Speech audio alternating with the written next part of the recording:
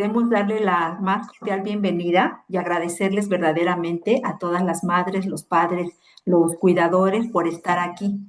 De verdad que su presencia refleja el compromiso y el amor con el que acompañan el desarrollo de sus niñas y de sus niños.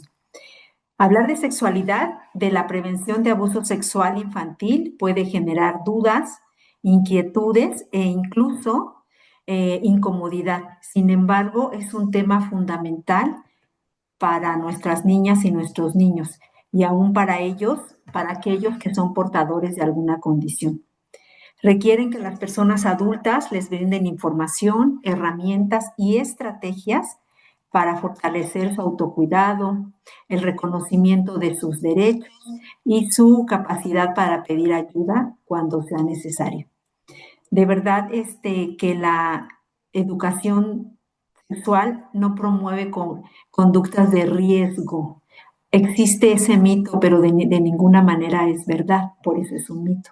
Por el contrario, favorece el conocimiento del propio cuerpo, el respeto por los límites, la autonomía, la comunicación y la protección frente a cualquier forma de violencia. Para profundizar en este tema, hoy nos acompaña una destacada especialista, quien compartirá con nosotros conocimientos, recomendaciones y estrategias prácticas que nos permitirán fortalecer nuestro papel como madres, como padres, como cuidadores.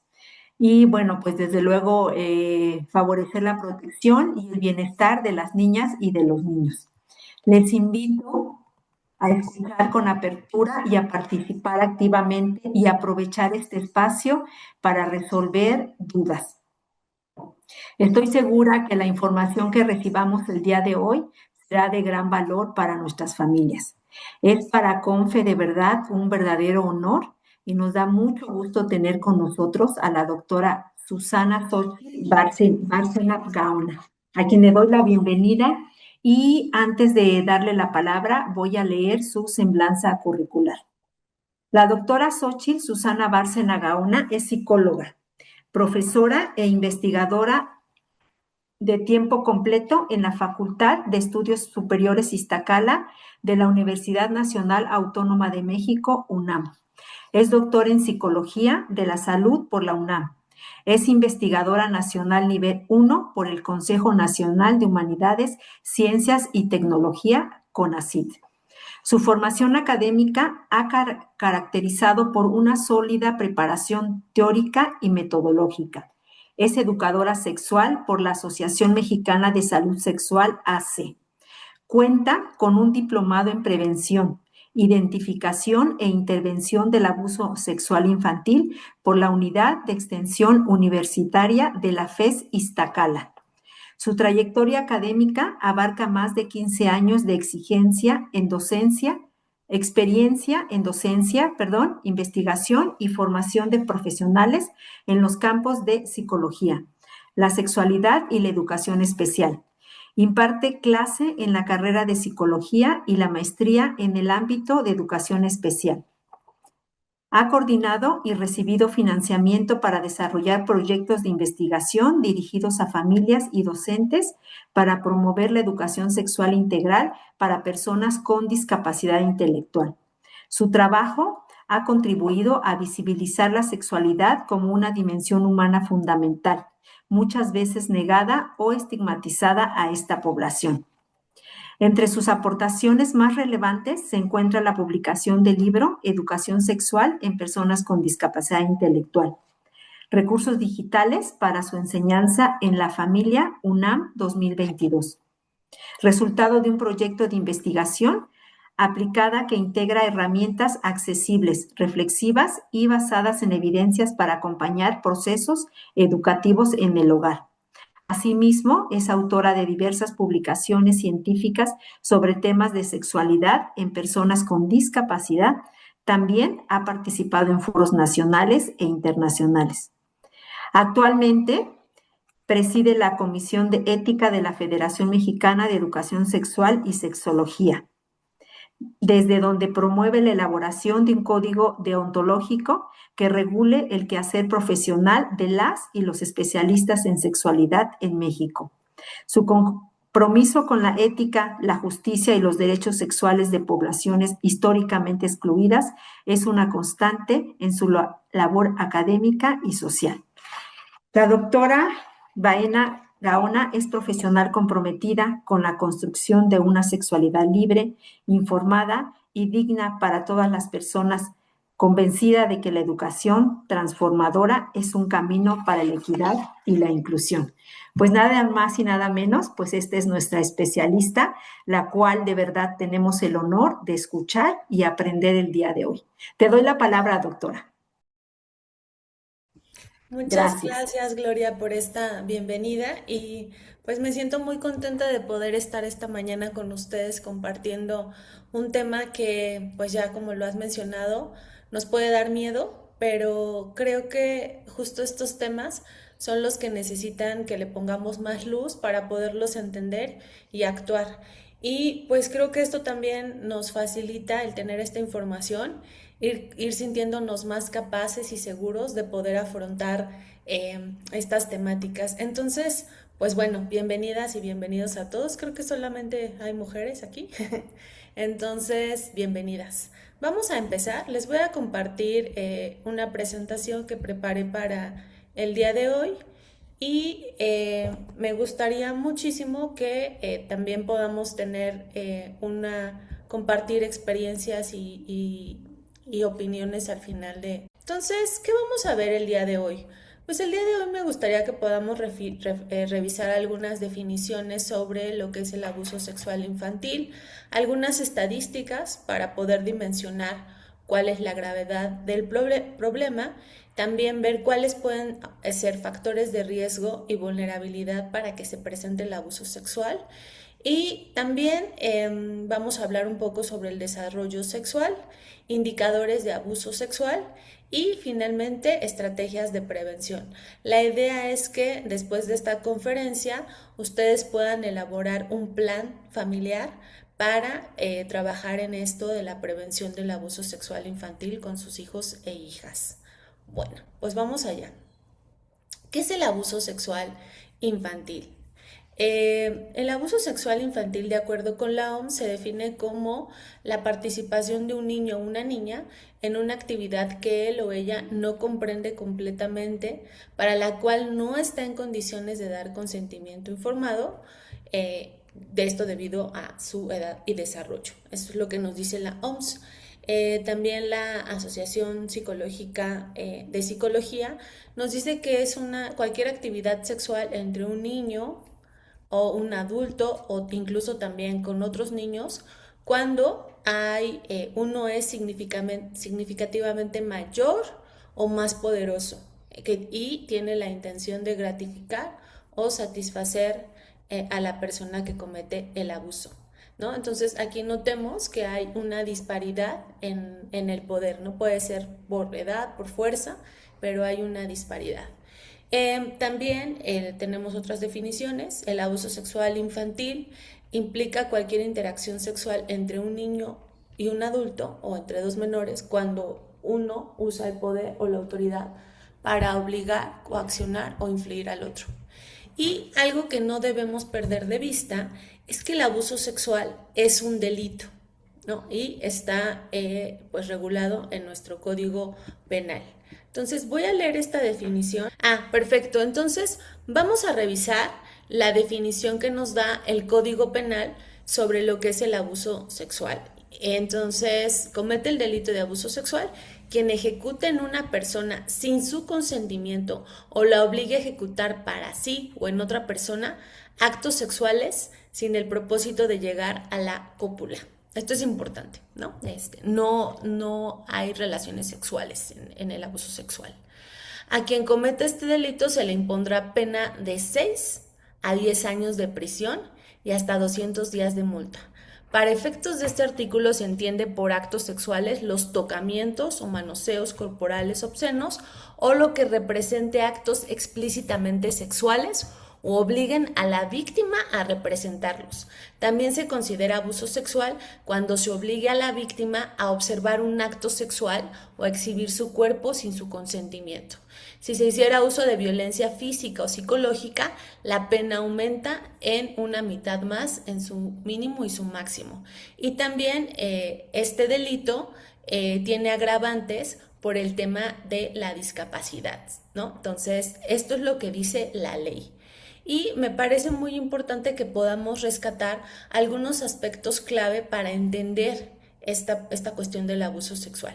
Pues vemos que puede haber abuso sexual con contacto sexual, ¿no? Esto incluye el tocar, el besar, ¿no? El acariciar, pero también es importante ver que hay un abuso sexual sin contacto físico y pues tiene que ver con conductas como mostrarle contenido sexual. Entonces, les decía que es importante que podamos distinguir que hay abuso sexual con contacto y sin contacto físico, pero también es quienes han estudiado el tema del abuso sexual han identificado aspectos que suelen ocurrir, como la manipulación y la coerción, ¿no? ¿Qué es lo que hacen los perpetradores para poder sostener estas conductas de abuso? Pues a menudo utilizan la manipulación emocional, a veces hay amenazas y coerción, ¿no? También este tema de el decirles que es un secreto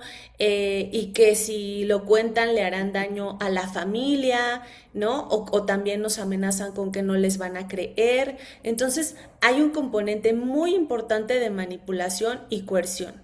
Y algo también que se ha identificado es esta relación de poder y confianza.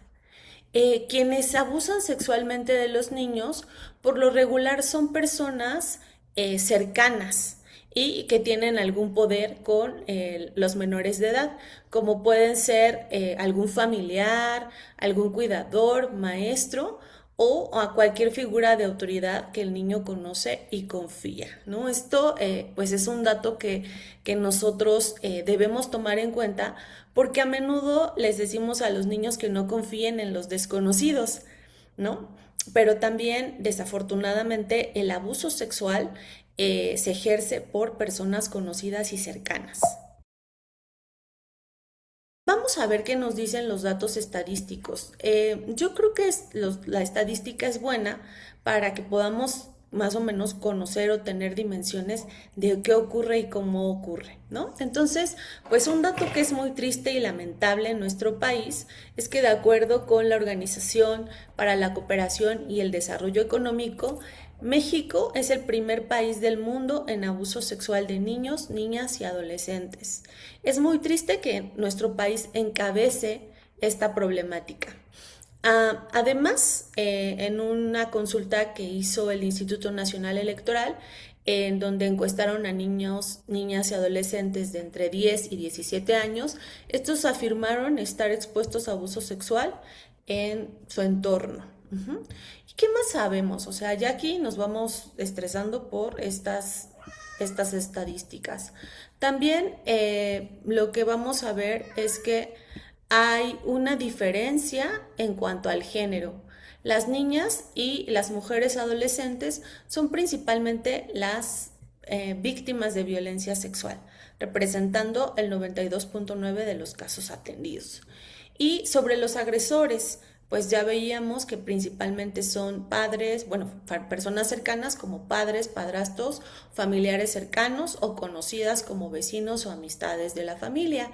Y los lugares donde ocurren estos abusos, en el 75.1% de los casos, es el hogar, seguido de la vía pública y la escuela. Entonces, pues tenemos un componente que nos permite ir identificando que estos abusos sexuales son más comunes de lo que nosotros quisiéramos, que afectan principalmente a las mujeres, que los agresores son personas cercanas y los lugares pues son el hogar, ¿no? También solemos pensar que el peligro está afuera, ¿no? Cuando pues desafortunadamente para este tema lo que identificamos es que los riesgos están dentro del hogar. Y bueno, ¿qué pasa con las personas con discapacidad intelectual? Mm, los estudios que se han hecho en todo el mundo han demostrado que desafortunadamente las niñas, niños y adolescentes con discapacidad son mucho más vulnerables a diferentes tipos de violencia, incluso también maltrato físico y abuso sexual, y que esta es perpetrada principalmente por padres, compañeros, educadores y proveedores de servicios. Al igual que en la población sin discapacidad, las mujeres representan un riesgo más alto de vivir estas situaciones. Se estima que entre el 39 y 68% de las mujeres con discapacidad intelectual y el desarrollo, frente al 16 y 30% de los hombres, son abusados sexualmente antes de cumplir 18 años. Entonces es gravísimo, ¿no? Vemos que la condición de discapacidad pues aumenta la vulnerabilidad de abuso tanto para hombres como mujeres, pero en el caso de las mujeres con discapacidad esto es aún más grave, ¿no? Y tenemos datos que indican que el 83% de las mujeres sufrirá abusos sexuales frente a un porcentaje inferior de hombres. Algo también que me parece grave y que es importante señalar tiene que ver con pues también temas de acceso a justicia, ¿no? Hemos visto que pues hay mayor riesgo y solamente el 3% de los abusos sexuales en los que están involucradas personas con discapacidad se denuncian. O sea, es un porcentaje mínimo. Y esto pues tiene que ver con innumerables condiciones como que a veces no hay comunicación para hacer las denuncias, poco acceso a protocolos y ajustes para hacer las denuncias, ¿no? Lo cual pues también genera que haya poco acceso a la justicia. Y bueno, vamos a ver cuáles pueden ser los factores de riesgo para que esto se presente en las personas con discapacidad intelectual. Entonces, hay quienes se han dedicado a analizar, bueno, ¿qué es lo que hace más vulnerables a estas personas de que puedan vivir estas situaciones? Y lo que se ha identificado, uno, son las barreras de comunicación. Muchas veces las personas con discapacidad intelectual tienen dificultades para consolidar un lenguaje verbal. Y esto pues les impide dar aviso de lo que está sucediendo, ¿no? También tenemos como otro punto, otro elemento, la dependencia de asistencia personal, defensa física y emocional reducida. Eh, las personas con discapacidad que requieren mucho más asistencia y tienen poca autonomía e independencia, pues también van a ser más vulnerables a poder vivir una de estas situaciones, ¿no? Y pues un tercer componente tiene que ver con todo el estigma, la discriminación que rodea a la discapacidad y también pues que se excluye de la educación sexual y también de empleo, ¿no? A veces se piensa equivocadamente que no se necesita hablar de estos temas con esta población porque no tienen riesgo, ¿no? Y esto pues los coloca en una situación de muchísima más vulnerabilidad porque ni siquiera saben qué es el abuso, cómo reconocerlo y qué hacer. Entonces es importante que conozcamos esta información para poderla transformar. La discapacidad intelectual no es algo que determine, condicione, o sea, o destine el que las personas tengan que vivir abuso sexual.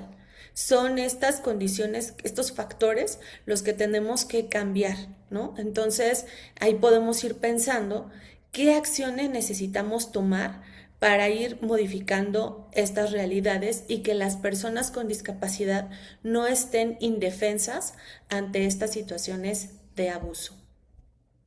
Bueno, por otro lado, vamos a ver qué consecuencias tiene el abuso sexual.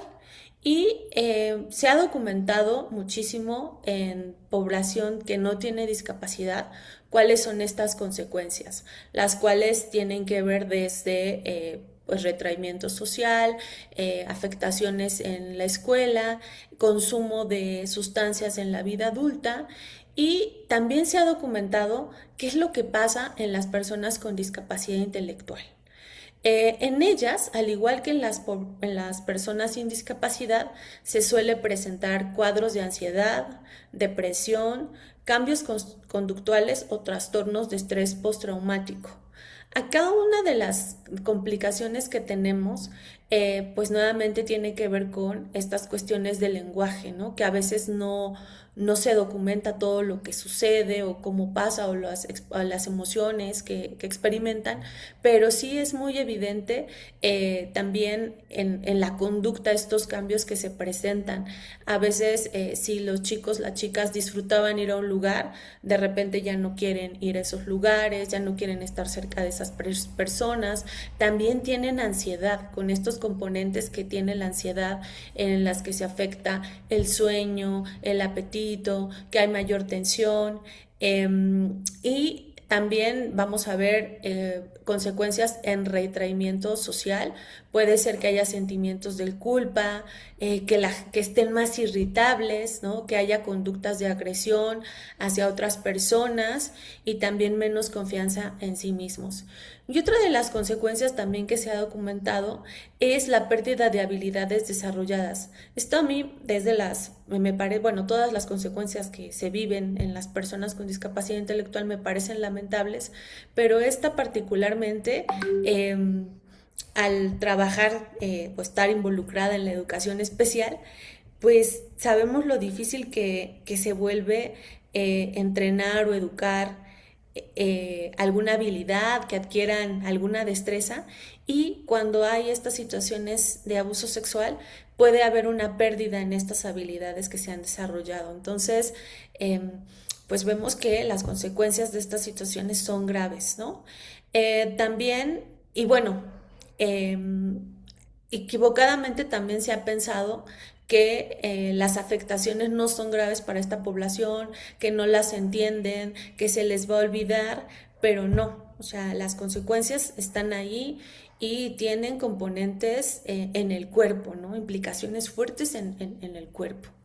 Y otra cuestión también importante que ya la mencionaba hace un momento, tiene que ver con esta dificultad para hacer las denuncias judiciales, porque se enfrentan a falta de credibilidad o a la ausencia de protocolos que permitan tomar sus testimonios sin revictimizar, haciendo los ajustes que se requieren para poderles escuchar y sobre todo dar acceso a justicia.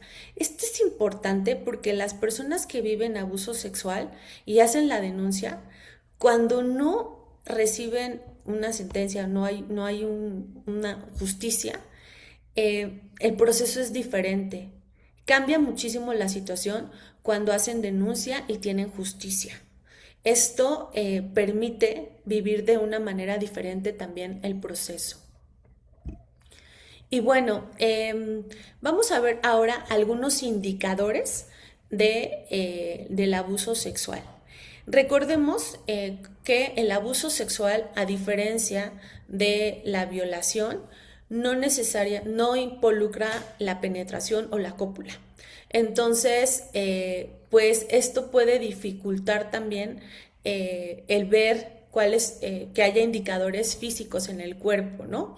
El abuso sexual, insisto, puede incluso presentarse sin el contacto físico. Entonces, ahí tenemos pues una dificultad porque el abuso sexual no necesariamente deja huellas en el cuerpo, ¿no? Y bueno, vamos a ver algunos componentes, ¿no?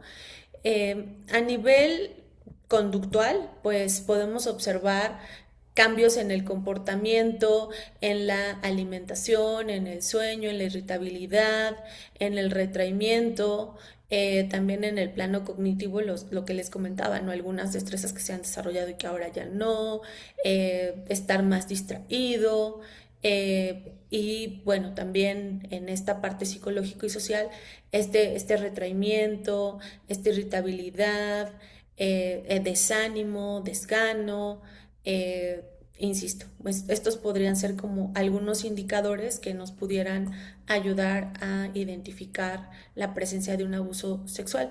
Ojo, hay que ver y entenderlos por completo, porque si solamente hay un indicador, pues esto no nos puede alertar, ¿no? Tendríamos que ver que haya varios de estos componentes, estas afectaciones en estas áreas para poder también ir sospechando, ¿no?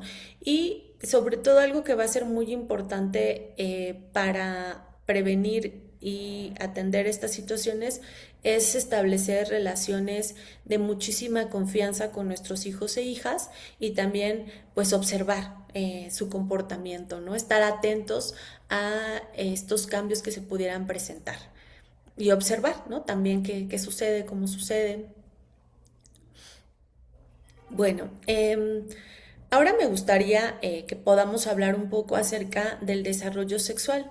Eh, Cuando nosotros abordamos este tema del abuso sexual, a veces nos da miedo y entonces cualquier conducta que tenga que ver con sexualidad nos espanta, ¿no? Cualquier manifestación podemos pensar que o podemos confundir que la persona está siendo víctima de abuso, ¿no? Por ejemplo, si empieza a tener inquietudes por conocer el cuerpo de otra persona, ¿no? Entonces, hay que ver que hay un desarrollo sexual y que pues va a tener curiosidades y conductas muy particulares propias del desarrollo sexual y que no necesariamente pues van a estar involucradas con estos temas del abuso sexual, ¿no? Entonces, para que también podamos ver que el abuso sexual sí es un problema grave que afecta a las personas con discapacidad intelectual, pero es distinto a entender que las personas con discapacidad tienen sexualidad, van a tener un desarrollo sexual y que las manifestaciones de este desarrollo sexual pues van a ser también van a tener componentes en el cuerpo, en las emociones y demás, y que pues podamos saber esto. Esto lo comento porque a menudo se tiene esta idea equivocada de que las personas con discapacidad intelectual son asexuales. Entonces, no, vamos a aprender un poquito más sobre este tema del desarrollo sexual. Y bueno, el desarrollo sexual es un proceso integral que va a abarcar el crecimiento físico, emocional y social relacionado con la sexualidad y va a estar presente a lo largo de toda la vida de las personas. La sexualidad es un aspecto inherente al ser humano que está presente desde que nacemos, ¿no? Y va a estar presente hasta que uno se muere. Y hay 4 componentes básicos de la sexualidad, que es el cuerpo, nuestros cambios físicos, la parte afectiva, la parte de cómo nos relacionamos con las personas y también la parte de la reproducción, ¿no? Van a ser como algunos de estos componentes. Este desarrollo sexual pues va a estar influido por factores biológicos, psicológicos y socioculturales, ¿no? Entonces, el cuerpo también no tenemos un cuerpo definitivo, el cuerpo va cambiando a lo largo de la vida y esto también pues va a afectar y va a impactar en cómo vivimos nuestra sexualidad. Bueno, algunos aspectos claves para entender el desarrollo sexual y en lo que podemos poner atención. Es importantísimo que los niños, las niñas con discapacidad puedan ir conociendo su cuerpo desde edades tempranas, que sepan nombrar las partes de su cuerpo, que puedan ir identificando las sensaciones agradables y desagradables, los límites de su propio cuerpo y el de las demás personas. Aquí es importante también mencionar que tenemos una cultura adultocentrista en la que pocas veces pedimos permiso a los niños para acceder a su cuerpo, incluso cuando pues esto tenga que ver con cambiarle el pañal o hacerle una caricia, pocas veces les pedimos permiso. Entonces es importante también que podamos ir haciendo estos cambios para que ellos y ellas sepan que nadie puede tener acceso a su cuerpo sin pedir permiso o avisar, ¿no? Entonces, esto creo que también es importante que lo podamos ir visibilizando porque pues puede ser que las personas con discapacidad estén muy acostumbradas a que la gente los toque sin pedirles permiso y entonces hay que ir cambiando estas prácticas.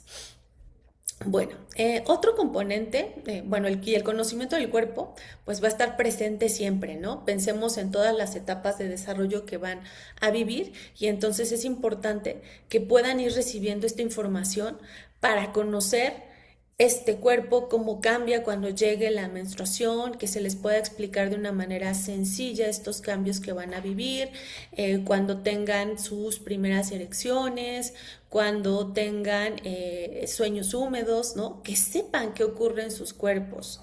Esto va a ser importantísimo y les va a dar mucho poder y autonomía.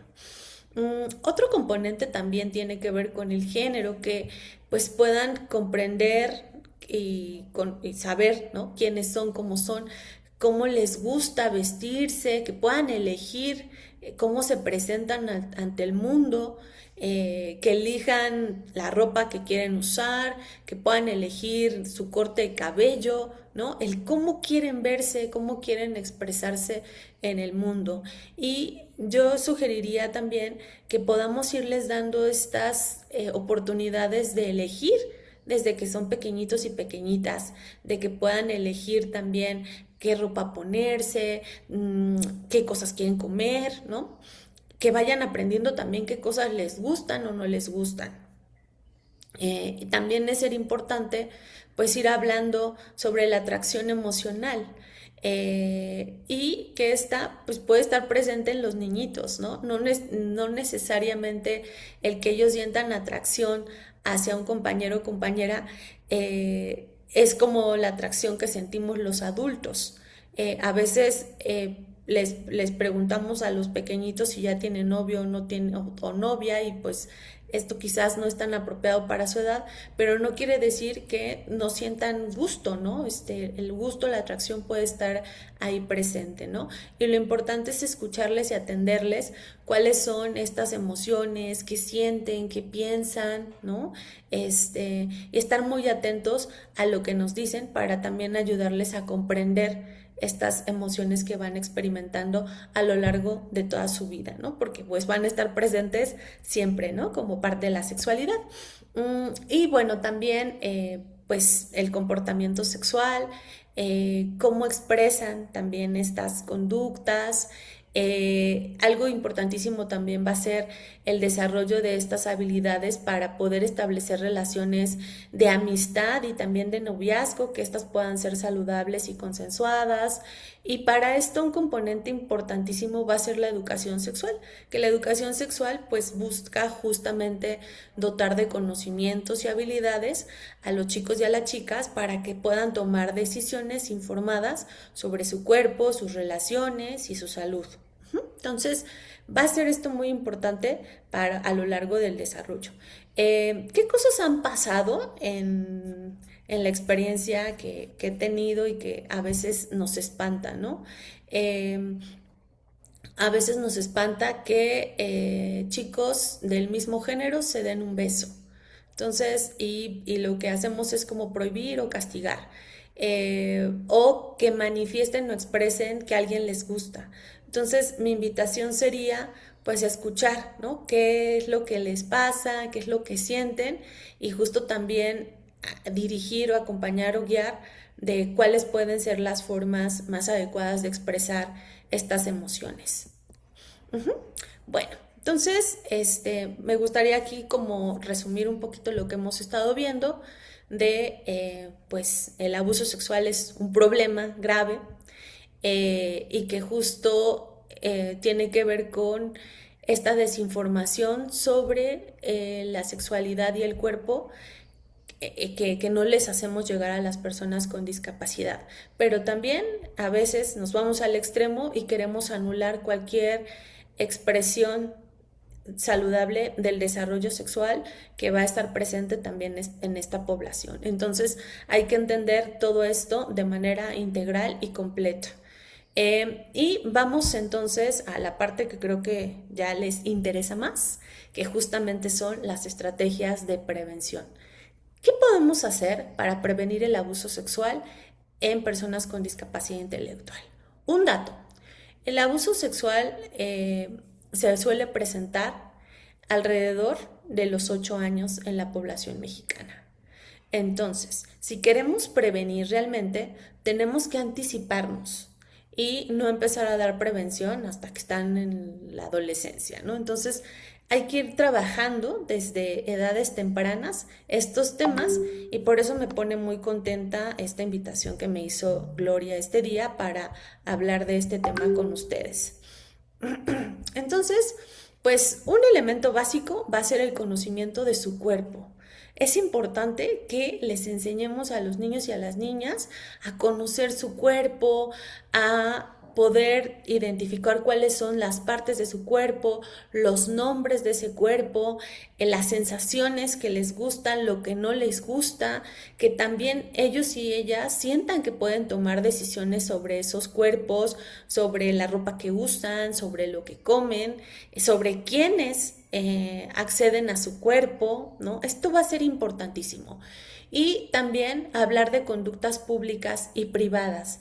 ¿Qué cosas podemos hacer cuando nos ven? ¿Qué cosas no debemos hacer cuando otros nos ven? El también ir fomentando la privacidad y el respeto hacia esos cuerpos, ¿no? Entonces, también este va a ser parte de los entrenamientos básicos, el hablar de estas conductas públicas y privadas. Y también hay que hablarles sobre lo que es el abuso sexual. Hay que decirles que hay personas que pueden hacerles daño y qué tipo de cosas son las que pueden hacer y que esto les permita a ellos y a ellas identificar estas situaciones y que sepan que pueden contar y confiar con ustedes para escucharles. Entonces, ese va a ser otro elemento importante. Y algo que es necesario que esté siempre es la comunicación y la confianza. Ustedes deben de ser el lugar seguro al que sus hijos e hijas puedan acudir siempre, que siempre tengan esa confianza para acercarse a ustedes y poderles contar cualquier cosa con la plena confianza. Algo que hacen las personas que abusan sexualmente de los niños es justo decirles que no les van a creer si dicen eso, que los van a castigar, ¿no? Y si nosotros con los niñitos, cada vez que nos expresen alguna duda de sexualidad, los castigamos o los regañamos, pues esto va a hacer que puedan entender que esto va a ser así. Entonces es importante poder transmitir estos mensajes de comunicación, de confianza y algo importantísimo para nuestros niños y niñas con discapacidad es que esta comunicación pues sea lo más clara, lo más sencilla, lo más concreta y aunque ya lo hayamos dicho una vez, hay que estar repitiendo constantemente porque pues por las características cognitivas y de comunicación se requiere que podamos ir haciendo estos ajustes. Pero yo quisiera que esta mañana nos vayamos con la idea de que sí hay muchas cosas que podemos hacer para poder prevenir estos problemas, ¿no? Y bueno, hasta aquí hemos visto que pues la prevención estaría más en entrenar y darles recursos a los niños y a las niñas, pero también hay que involucrar a más actores en esta tarea. Creo que sería irresponsable pensar que el cuidado y la prevención del abuso sexual infantil de niños y niñas con discapacidad recaiga exclusivamente en estas infancias. Necesitamos involucrar a más actores porque todos los adultos que rodeamos a estas infancias, pues somos responsables también de su cuidado. Entonces sí adoptar también un papel de protección de las infancias. Los niños y las niñas son responsabilidades de todos y de todas. Y bueno, entonces, ¿qué hay que hacer? Bueno, pues hay que hacer educación sexual adaptada a las características cognitivas y comunicativas de las personas con discapacidad intelectual. Esa es una tarea importante. También el involucrar a los cuidadores, a los educadores y profesionales de la salud para que todos nos capacitemos y podamos saber cómo prevenir, identificar y responder ante estas situaciones de abuso.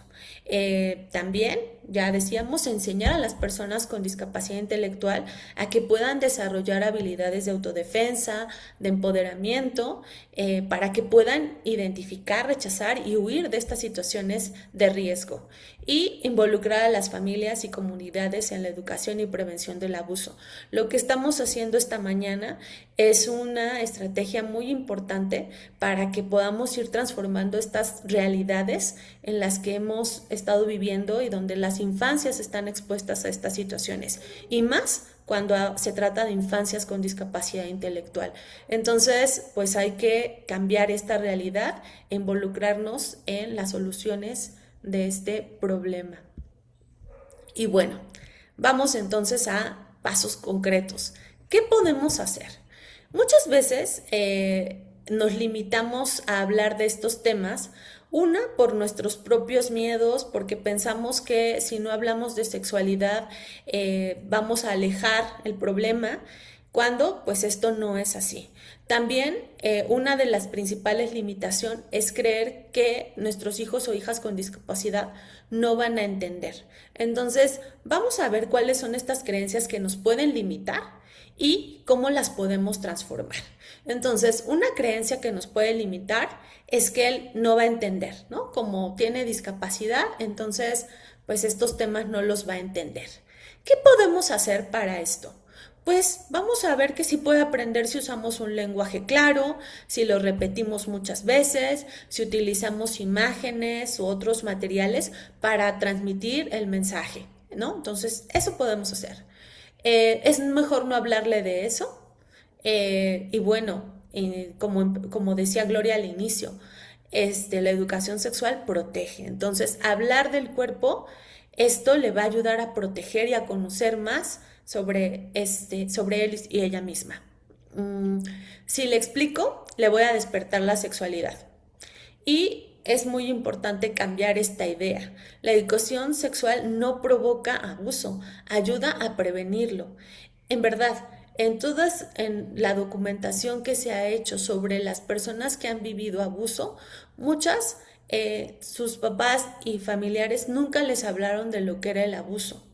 Entonces no tenían posibilidades de saber que eso estaba mal. Se sentían mal, se sentían incómodos en muchos casos, pero no sabían qué era. Entonces es importante ponerle luz a este tema.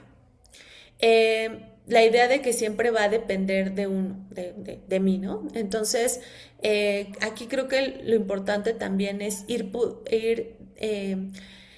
compartiendo las responsabilidades del cuidado, ¿no? De que pues su hijo o hija puede ir desarrollando cada vez más destrezas que le permitan ir autocuidándose, ¿no? Poder identificar lo que está bien, lo que no está mal y cómo actuar. Esto pues puede también contribuir, insisto, a distribuir esta responsabilidad del cuidado, ¿no? También hay que darles estos elementos para que ellos y ellas sepan cómo actuar, ¿no? Que no estén indefensos ante estas situaciones.